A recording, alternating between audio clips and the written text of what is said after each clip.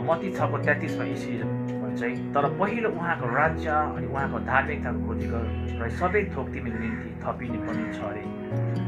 2026 मा हामी पसिसकेका छौँ।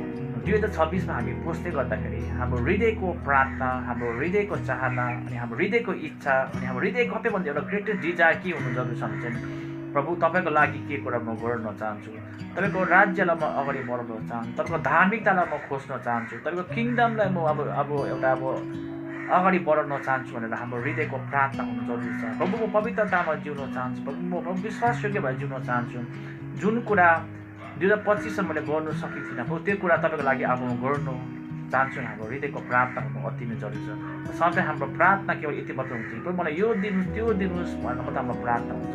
तर परमेश्वरको पहिलो इच्छा 2026 मा हामी प्रत्येकपट्टि के भन्छ चाहिँ हामीले उहाँको राज्यलाई अगाडि बढाउनु, उहाँको धार्मिकतालाई अगाडि बढाउनु अनि पवित्रतामा जिउनु